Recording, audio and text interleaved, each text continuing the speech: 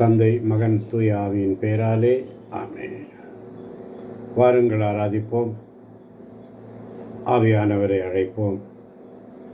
யோவான் நற்செய்தி 14:26 சொல்வதைப் போல தூய ஆவியானவர் நமக்கு ஜெபிக்க முடியாத நிலையில் அவர் கற்றுத்தருவார்.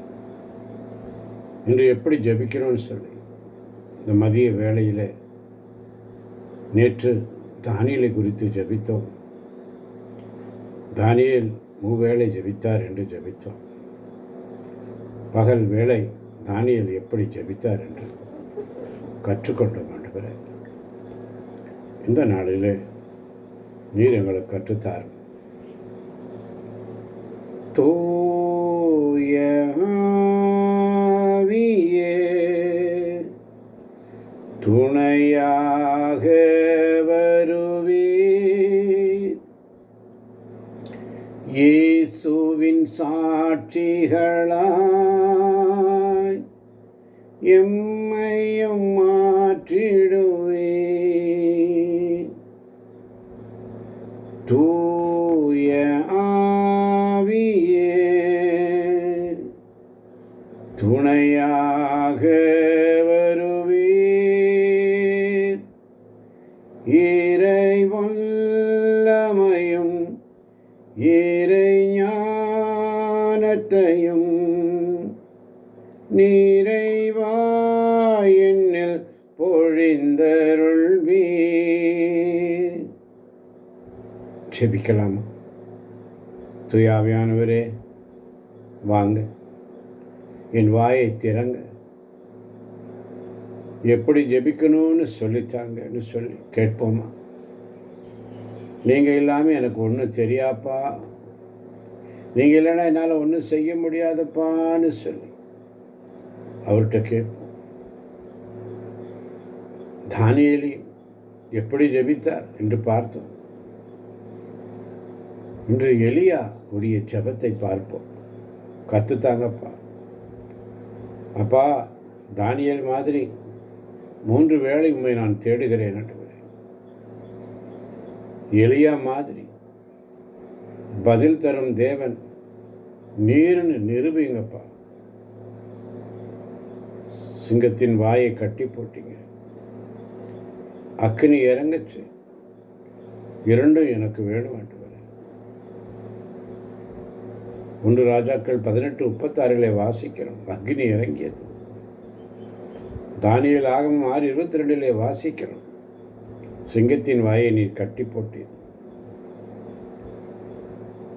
இன்னைக்கு ஆண்டவரே, நான் எப்படி ஜெபிக்கணும்? இந்த மதிய வேளை பிலிப்பியர் 4:6 சொல்வதைப் போல எதை பற்றியும் கவலைப்பட வேண்டாம், ஆனால் நன்றியோடு கூடிய இறைவேண்டல் மன்றாட்டு ஆகிய அனைத்தின் வழியாகவும் கடவுளிடம் உங்கள் விண்ணப்பங்களை தெரிவியுங்கள். அப்பா, இன்னைக்கு வேலை, எங்களுடைய இதுவரை நாங்கள் செய்த வேலைகள், எங்கள் பயணங்கள், எங்கள் பிரச்சனைகள், வியாதி, பிள்ளைங்க, பயம் எல்லாத்தையும் நம்முடைய கையில் தரப்பா. நீங்கள் பார்த்துக்கோங்க. ஆவியானவரே, ஆவியான தேவனே அசைவாடுமே, அருள் பொழியும் ஜீவனே ஆட்கொள்ளுமே. ஆவியான தேவனே அசைவாடுமே, அருள் பொழியும் ஜீவனே ஆட்கொள்ளுமே. வாரும் ஆவியே, தூய ஆவியே, வாரும் ஆவியே, தூய ஆவியே, வாரும் ஆவியே, தூய ஆவியே, வாரும் ஆவியே, தூய ஆவியே. தெய்வீக அக்கினியே இறங்கி வாருமே, உம் திருக்கரத்தின் வல்லமையை பொழிந்திடும் ஐயா. தெய்வீக அக்கினியே இறங்கி வாருமே, உம் திருக்கரத்தின் வல்லமையை பொழிந்திடும் அம்மா. ஆவியான தேவனே அசைவாடுமே, அருள் பொழியும் ஜீவனே ஆட்கொள்ளுமே. யூதா எழுதிய திருமுகம் 20ஆம் வசனம். நீங்களோ அன்பார்ந்தவர்களே, உங்கள் மிக தூய்மையான விசுவாசத்தின் அடிப்படையில் உங்களை கட்டி எழுப்பும். தூய ஆவியால் தூண்டப்பட்டு இறைவனிடம் வேண்டுதல் செய்யுங்கள் என்று வேதத்தில் வாசிக்கிற ஆண்டவரே.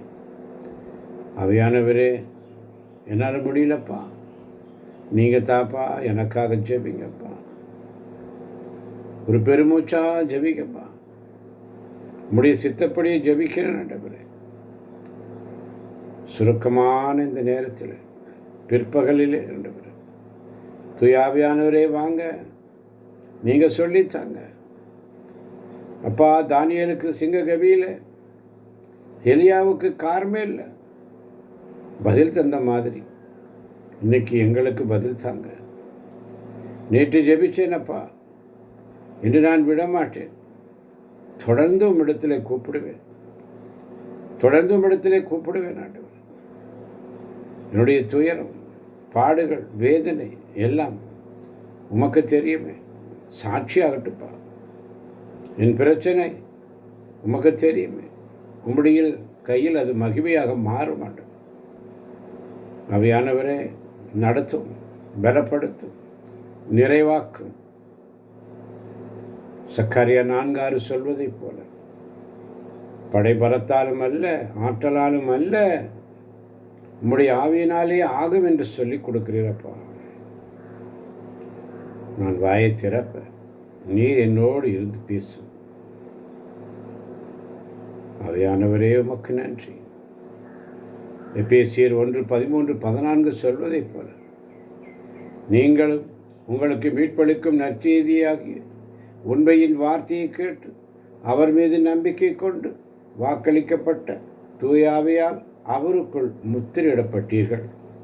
அத்தூய ஆவியை நாம் மீட்படைந்து ஒருமை பெறுவோம் என்பதை உறுதிப்படுத்தும் அடையாளமாக இருக்கிறது. இவ்வாறு கடவுளது மாட்சியின் புகழ் விளங்கும் என்று சொல்லி, ஆவியானவரே பேசும், நீர் பேசும் ஆண்டவர். இந்த மதிய வேளையில் அவர் தருகின்ற ஆசீர்வாதங்கள் என்ன? என் மகளே, என் மகனே, கேளுங்கள் கொடுக்கப்படும். சமாதானத்தை தருவார். யோவான் 14:27 சொல்வதைப் போல, அமைதியை உங்களுக்கு விட்டு செல்கிறேன், என் அமைதியை உங்களுக்கு அளிக்கிறேன் என்று சொல்லி இன்று நமக்கு சமாதானத்தை தருகிறார், நம்மை வழிநடத்துகிறார். சங்கீதம் 143:10 சொல்வதைப் போல, உம்முடைய நல்ல மிகு ஆவி என்னை சமமான பாதையில் நடத்துவாரா, செம்மையான வழியில் நீ நடத்துவதற்காய் நன்றி. உம்முடைய நலமிகு ஆவி, நல்ல ஆவி என்னை சமமான பாதையில் நடத்துவதாக வல்லமையை தாங்க. திருத்தூதர் படைகள் 1:8 சொல்வதைப் போல, தூய ஆவி உங்களிடம் வரும்பொழுது நீங்கள் கடவுளுடைய வல்லமை பெறுவீர்கள் என்று சொல். தூய ஆவியானவரே நன்றி. என் கூட பேசுறதுக்கு நன்றி அப்பா. ஜெபிக்க சொல்லி தந்ததுக்கு நன்றி ஆண்டவர். இன்னைக்கு முழுக்க என் நிலை, என்னுடைய வார்த்தை, செயல்கள் நீர் ஆளுகை செய்யும். தானியேல் மாதிரி, எலியா மாதிரி ஜெப வீரனாக எங்களை மாற்ற ஆண்டவர். குறிப்பாக இந்த இடைவிடா சகாய மாதா ஜெபக்குழுவில் உள்ள ஒவ்வொரு பிள்ளைகளையும் தானியேல் மாதிரி, எலியா மாதிரி ஒரு ஜெப வீரனாக, ஜெப வீராங்கனையாக எங்களை நீர் மாற்ற ஆண்டவர். ஆண்டவரே, ஆவியானவர், ஆண்டவர் ஆவி இருக்கும் இடத்தில் விடுதலை உண்டு என்று நாங்கள் வாசிக்கிறோம். ஆவியானவர் நம்மை நிரப்பி வழிநடத்துவார். அஞ்சாதே, திகையாதே. அவர் உனக்கு ஆசி வழங்கி உன்னை காப்பார். இயேசுக்கே மகிமை, இயேசுக்கே புகழ் என்று சொல்லி செப்பானியா 3:17 சொல்வதைப் போல, உன் கடவுளாக ஆண்டவர் நடுவில் இருக்கிறார். அவர் மாவீரர், மீட்பளிப்பவர், உன் பொருட்டு அவர் மகிழ்ந்து களி கூறுவார். அவர் உங்களை ஒவ்வொருவரையும் நினைச்சு, இந்த வேலையில் ஜெபிக்கிற ஒவ்வொரு பிள்ளைகளையும் நினைச்சு மிகவும் சந்தோஷப்படுகிற ஒரு தேவன் நமக்கு உண்டு. நாம் ஜெபிக்கிறது அவருக்கு பிரியமாக இருக்கணும். அவர் நம்மளை நினச்சி சந்தோஷப்படுறார். நம்ம ஜெபிக்கிறது அவருக்கு ரொம்ப பிரியமாக இருக்கு. நாள் முழுக்க ஆவியானவர் நம்ம கூட இருப்பார். தைரியமாக தைரியமுள்ள நேரத்தை ஆண்டவருக்கு ஒப்பு கொடுப்போம். ஆண்டவர் வழி நடத்துவார். ஒவ்வொரு நாளும் நம்மை வழி நடத்துகிற தேவன் ஆவியானவர் நமக்கு சொல்லித் தருவார். இன்றைக்கும் அவர் ஜெபிக்கக்கூடிய வல்லமையை தருகிறார். ஆவியானவர் மொழியில் ஜெபிக்க கற்றுக்கணும். நம்முடைய தேவைகளை சொல்லுங்கள். தானியேல் எலியா மாதிரி கலந்து ஜெபிக்கக்கூடிய வரம் தாங்கன்னு சொல்லுங்கள். இன்றைக்கி ஆண்டவர் நமக்கு சொல்லித் தருகிறார். ரோமர் 8:26 சொல்வதை போல தூய ஆவியாராம் நாம் வலுவற்ற நிலையில் நமக்கு துணை நிற்கிறார். ஏனெனில் எதற்காக எப்படி நாம் இறைவனிடம் வேண்டுவது என்பது நமக்கு தெரியாது. தூய ஆவியார் தாமே சொல்லன்னா பெருமூச்சுகளுடன் நமக்காக பரிந்து பேசுகிறார். ஆண்டவரே, நேற்று விதைச்சிங்கப்பா, இன்னைக்கு தண்ணி ஊற்றுங்காட்ட ஒரு அறுவடைத்தார். தொடர்ந்து ஜெபிக்கிற பிள்ளையாக நீர் எங்களை மாற்ற மாட்டோம். தொடர்ந்து ஜெபிக்கிற பிள்ளையாக நீர் எங்களை மாற்றுவதற்கு நன்றி. கலாத்தியர் 6:9 சொல்வதை போல் நன்மை செய்வதில் மனம் தளராமல் இருப்போமாக. நாம் தளர்ச்சி அடையாதிருந்தால் ஏற்ற காலத்தில் அறுவடை செய்வோம். அப்பா, நேற்று தானியேல் மாதிரி ஜெபிச்சே ஆண்டவரே, இன்னைக்கு எலியா மாதிரி கூப்பிடுகிறேன், நாளைக்கு விட மாட்டேப்பா. சங்கீதம் 55:17 சொல்வதை போல மாலையிலும் காலையிலும் நண்பகலிலும் நான் முறையிடுவேன், அவர் என் குரலை கேட்பார் என்று சொல்லி எலியாவுக்கு அக்கினி இறக்கினீர், எனக்கு பதில் தாங்க, என் ஜெபத்திற்கு பதில் தாங்க. ஒவ்வொரு நாளும் நம்முடைய சமூகத்தில் உட்கார்ந்து ஜெபிக்கக்கூடிய பிள்ளையாக இன்றைக்கி நாங்கள் உட்கார்ந்துருக்கிறோம். நேற்று இன்றைக்கு வளர்ச்சி. 1 குறிப்பேடு 16:11 சொல்வதை போல ஆண்டவரையும் அவரது ஆற்றலையும் நாடுங்கள், அவரது திருமுகத்தை இடைவராது தேடுங்கள். நேற்று தானியேலை போல ஜெபிக்க வைத்தீரே, இன்று எலியாவை போல நீர் ஜெபிக்க வைக்கிறீரப்பா. பிற்பகல் ஜப வீரர்களாக வீராங்கனைகளாக எங்களை மாற்றும் ஆண்டவர். தானியேல் சிங்கக்கவியிலே ஜெயம் பெற்றார். எலியா கார்மேல் அக்கினி இறங்கியது. பிரச்சனைக்கு நடுவில் ஜெயம் வருகிறது. நாங்கள் பிரச்சனை இருந்தாலும் வெற்றி எங்களுக்கு வருகிறது ஆண்டவர். தானியேல் மூவேளை ஜெபம், எலியா மாலை பலி ஜெபம், தொடர் ஜெபம். தானியேலுக்கு ரகசியம் வெளிப்பட்டது, எலியாவுக்கு வானம் திறந்தது. தேவனுடைய பதில். இன்றைக்கும் தொடர்ந்து ஜெபிக்கக்கூடிய பிள்ளைகளாக எங்களை மாற்றிக்கொண்டு இருக்கிறப்பா. தானியேல் ஒரு நாளைக்கு 3 வேளை முழந்தால் படியிட்டு நன்றி செலுத்தி வந்தார். தானியேலுடைய ரகசியம் லூக்கா 18:1 சொல்வது போல எப்பொழுதும் இறைவனிடம் மன்றாட வேண்டும், மனம் தளரக்கூடாது என்று எங்களுக்கு கற்பித்தீரப்பா. ஆண்டவரே, நீர் எங்களை ஆசீர்வதிங்கப்பா. ஆண்டவரின் ஆற்றல் உங்கள் மேலே இறங்கட்டும் ஆண்டவரே. 1 ராஜாக்கள் 18:46 வாசிக்கிறோம். ஆண்டவருடைய ஆற்றல் எலியாவின் மேல் இருந்தது. எலியாவுடைய ரகசியம் என்ன? யாக்கோபு 5:17-18 வாசித்து பாருங்கள். எலியா நம்மை போன்ற மனிதர்தான். அவர் மழை பெய்யாதிருக்க வேண்டும் என்று உருக்கமாக இறைவனிடம் வேண்டினார். மீண்டும் இறைவனிடம் வேண்டினார். நம்மள மாதிரி மனுஷன்தான், ஆனால் உருக்கமாக ஜெபிச்சார். வானம் பதில் கொடுத்துச்சு. ஆண்டவருடைய ஆற்றல் எலியா மேலே இருந்துச்சு. இன்றைக்கி எங்கள் மேலே இருக்கட்டும் ஆண்டவரே. ஒவ்வொரு நாள் நீர் எங்களோடு பேசுவதற்காக நன்றி. எலியாவுடைய பிற்பகல் ஜெபம் எப்படி இருந்தது? ஆபிரகாமின் தேவனே, ஈசாக்கின் தேவனே, இஸ்ரவேலின் தேவனே, இந்த பிற்பகல் வேளையில் மாலை படி நேரத்தில் நம்ம தேடி வந்திருக்கிறோப்பா. நீரே கடவுளன்னு, நான் உண்மையுடைய பிள்ளைன்னு இன்றைக்கி ஒரு நிரூபிங்கப்பா. காலையிலிருந்து நடந்த காரியம் உம்முடைய சித்தமா இல்லையா? நீர் காட்டும் ஆண்டவரே. என்னுடைய இருதயம், என்னுடைய குடும்பங்கள், எங்களுடைய குழுக்கள், சபை, தேசம் உம் பக்கம் திரும்பட்டும் ஆண்டவரே. கார்மேல் மலையில் அக்கினி இறங்கின தேவனே, இது எங்களுடைய பலிப்பீடத்தையும் அக்கினி இறக்க மாட்டவர். பதில் தாரும் தேவன் நீரே ஆண்டவரே. நீர் ஒவ்வொரு நாளும் பதில் தந்து கொண்டே இருக்கிறீர். உடனே நீர் பதில் தருகிற தேவன். 1 அரசர்கள் 18:38 வாசிக்கிறோம். ஆண்டவருடைய நெருப்பு இறங்கி வந்து எரிப்பிலையும் விறகையும் சுட்டரித்தது என்று. எலியாவின் தேவன் இன்னைக்கும் பலி நமக்கு பதில் தருவார். எபிரேயர் 13:8 வாசிப்பது போல என் ஜெபத்திற்கும் அக்கினி இறங்கட்டும் ஆண்டவர். ஜனங்கள் திரும்ப ஜெபித்தார். எலியா ஜெபம் என்ன? 1 ராஜாக்கள் 18:37 சொல்வதை போல இம்மக்களின் உள்ளங்களை மீண்டும் உம்மிடம் திறப்பும் என்று ஜெபிக்கிறார். தகப்பனே, என் வீடு, என் ஊர், என் தேசம், எங்களுடைய சபை, விலகி போன தேவ பிள்ளைகள் இருதயங்களின் திருப்பம் ஆண்டவரே, ஒரு எழுப்புதல் தாங்கப்பா. எலியா தேவ சித்தம் நிறைவேற ஜெபித்தார். 1 ராஜாக்கள் 18:36 வாசிக்கிறோம்.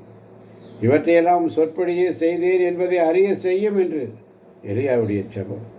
அப்பா, என் சித்தம் அல்ல, உன் சித்தம் நடக்கட்டும்.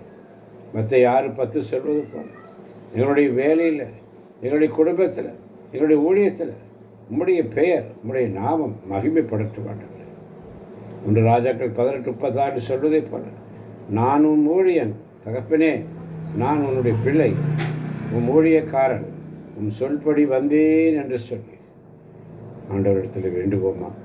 அப்பா, நீரே உயிருள்ள தேவன், பதில் தரும் தேவன், என் தகப்பன், உம்மை நம்பி வந்திருக்கேன் அப்பா. தேவன் யாருன்னு அறிக்கை பண்ணக்கூடிய எலியாவுடைய ஜபத்தினுடைய 5 அம்சங்களை நீர் எங்களுக்கு காட்டினீர் அப்பா. 1 ராஜாக்கள் 18:36-37 படி மாலை பலி செலுத்தும் நேரத்தில் இறைவாக்கிய எலியா பலிப்பீடத்தர்கள் வந்து, ஆண்டவரே நீரே கடவுள் என்பதையும் நான் உன் ஊழியன் என்பதை இன்று மக்கள் அறிய செய்யும் என்று மன்றாடினதைப் போல நீர் எங்கள் ஜபத்திற்கு பதில் தருகிறப்பா. நீர் எங்கள் ஜபத்திற்கு பதில் தருகிறப்பா. ஒவ்வொரு நாளும் நீர் எங்களுக்காக, எங்களுடைய சூழ்நிலைகளில் நீர் எங்களுக்கு துணையாக இருக்கிறீரப்பா.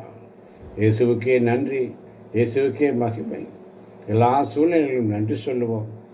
உங்களுக்காக கிறிஸ்து இயேசு வழியாக கடவுள் வெளிப்படுத்தி திருமணம் இதுவே என்று வேதத்தில் வாசிக்கிறோம். நம்முடைய சிலுவை அன்புக்காக ஜெபிக்கிறோம் ஆண்டவரே. நாங்கள் பாவிகளாக இருந்தபோதே கிறிஸ்து நமக்காக தம் உயிரை கொடுத்தார்.